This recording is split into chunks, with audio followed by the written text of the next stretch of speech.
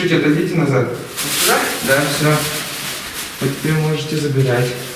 Это чтобы мы не сближались. Да, чтобы должна быть дистанция обязательно. Большое спасибо за оказанное внимание. Может быть, тут даже внимание гораздо больше имеет значение психологическое воздействие, потому что мы себя ощущаем неброшенными и ощущаем на себе заботу. Осторожный стук в следующую дверь, он долгожданный. Принесли горячее питание. Когда в конце марта 2020 года Казань вошла в режим самоизоляции, волонтеры отправились по адресам по всему городу. Поддержка потребовалась многим, кто в силу своего возраста или состояния здоровья не мог выйти из дома даже за продуктами. Не я только, и мама такая же у меня, инвалид второй группы. На данный момент очень хорошая поддержка. Спасибо. Из-за коронавирусных ограничений массовые мероприятия в Казани отменили. Благодаря этому у фонда ЕРДМ появилась дополнительная возможность накормить нуждающихся. Еда – это базовая потребность, значит, такая помощь будет востребована. У нас проводятся банкеты, продукты были закуплены уже, вот это стартовое было.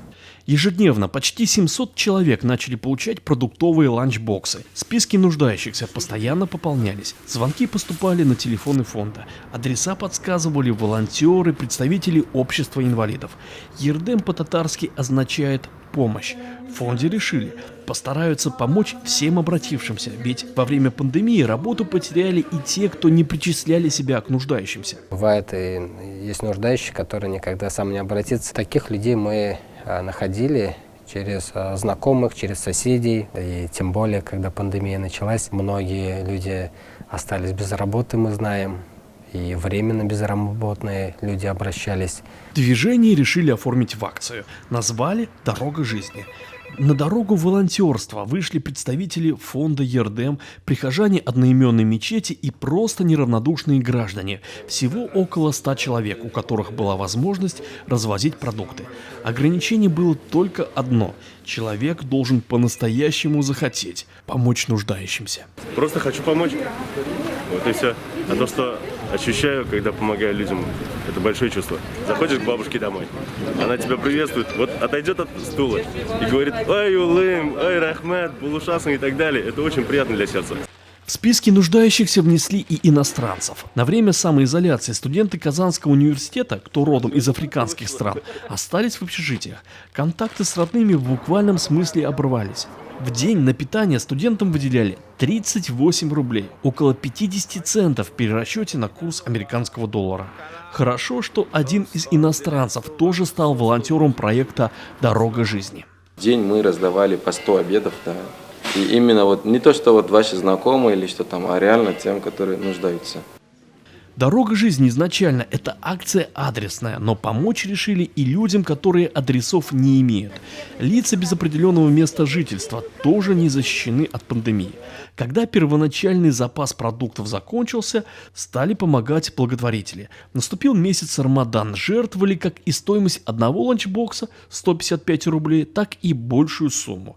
Совместными усилиями удавалось ежедневно накормить почти 2000 человек.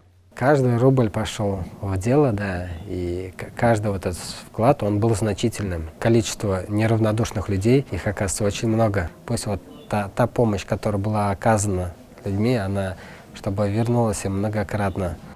После отмены ограничительных мер, связанных с пандемией коронавируса, дорогу жизни, что называется, притормозили.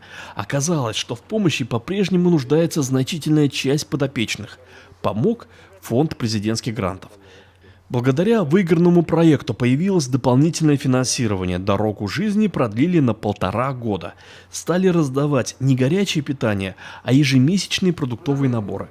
320 нуждающихся семей обеспечиваются за счет поддержки фонда президентских грантов. Еще 200 подопечных получают помощь благодаря спонсорам. Помогая другим, мы помогаем в первую очередь себе. Когда ты ощущаешь тот прилив сил, когда даришь совсем незнакомому человеку счастье, и это стоит очень многого.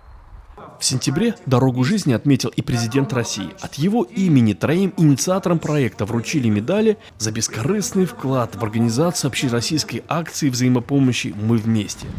В благотворительном фонде ЕРДМ говорят, награды предназначаются всем волонтерам, сотрудникам и помощникам, которые и помогли нуждающимся на дороге жизни. Алексей Попович, Наиль Сираздинов, канал Алиф, Татарстан. Если есть темы и события, которые вы считаете, что нужно осветить, напишите нам news@alif.tv.